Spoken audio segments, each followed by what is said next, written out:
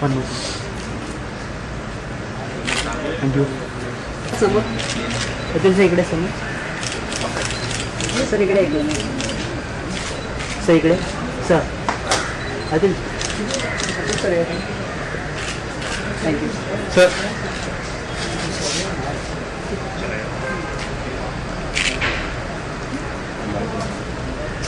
कुछ लोग डिवाइड कर ले वन मोर सर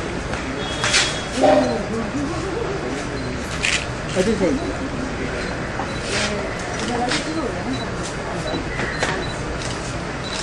सर यार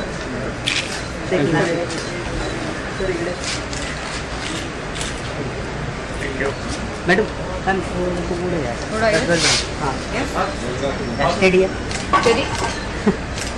मैडम आता इकडे वन मोर मैडम इकडे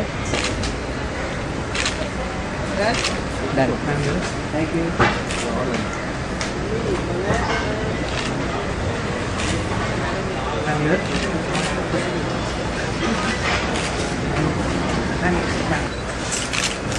अलफिया सर इथे समोर एस वन म्हणजे अलफिया सर इकडे सर स्टेट सर इकडे एक एक करके कर लो यहाँ से एक एक करके कर लो चलो बीच में तू तो भाई प्राण ले ले हमारे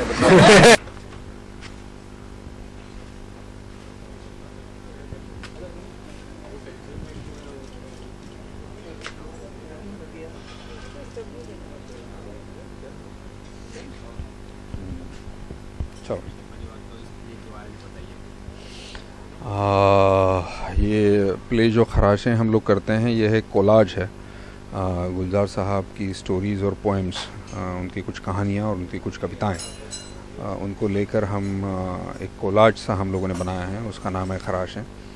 और खराशें नाम इसलिए है क्योंकि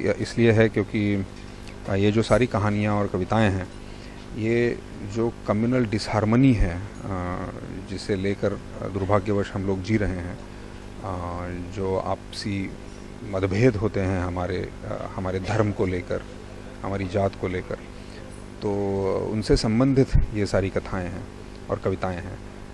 तो ये जो खराश है वो हम सब लोगों के मन पे है काफ़ी सालों से, तो उसे लेकर ये प्ले है। ये तो सलीम आरिफ साहब ने सोचा, जो हमारे डायरेक्टर हैं, उन्होंने ये बात सोची और उन्होंने ये स्क्रिप्ट बनाया। मैसेज तो जाहिर है ये देना चाहती है कि आप इसके बारे में सोचें, जिस तरह से हम एक दूसरे की नफ़रत करते हैं वो हम ना करें, सिर्फ़ इसलिए कि कोई और दूसरे धर्म से है, कोई दूसरी जात से है, तो ये हम ना करें। यही तो संदेश है कि हम सद्भावना से रहें, मैत्री से रहें एक दूसरे के साथ। जी हाँ, बिल्कुल। Thank you.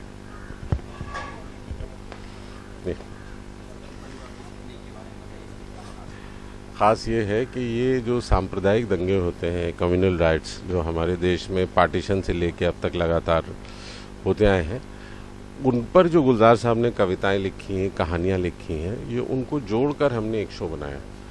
और इसकी बड़ी वजह ये है कि ये शो 12 साल से इन्हीं कलाकारों के साथ चल रहा है।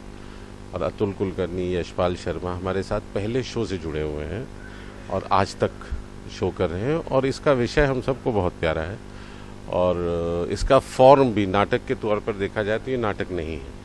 तो कविताएं और कहानियां मिलाकर एक साथ मंच पर प्रस्तुत करने के लिए ये पहली बार स्टेज पर इस तरह हुआ था और वो उसकी वजह से इसकी बड़ी चर्चा भी रही है और ये देश के बहुत से हिस्सों में हुआ भी है।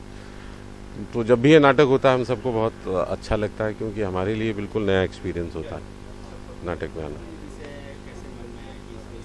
2002 में जब गुजरात के दंगे हुए थे तब ऐसा लगा था कि ये दंगे बार बार क्यों हो रहे हैं, क्योंकि दंगों में हर बार स्केल बढ़ जाता है। अभी मुजफ्फरनगर में आपने देखा क्या होता, तो उसमें जो आम आदमी है, जो ना कि वो दंगे कराता है, ना जिसका उस दंगे से कुछ लेना देना होता है, ना जो सांप्रदायिक सोच रखता है, वो सबसे ज़्यादा मरता है।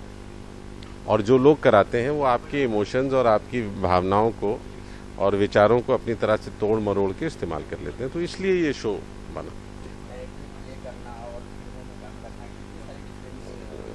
बहुत फ़र्क है। मतलब कठिनाई थिएटर में ज़्यादा है क्योंकि पैसे नहीं आते। दूसरा ये कि हर चीज़ जो होती है वो जैसे ही होती है वैसे ख़त्म हो जाती। तो फिल्म एक बार बना के आप किसी भी कीमत पर बनाए पूरे देश में दिखा सकते हैं। हमको हर बार ये नाटक नए सिरे से करना पड़ता है और पूरे देश में जाके दिखाना पड़ता है। तो उतना समय उतना एफर्ट हर बार जाता है जितना एक बार में जाता है। तो इसलिए जाहिर है कि इसमें ज़्यादा मुश्किलें हैं।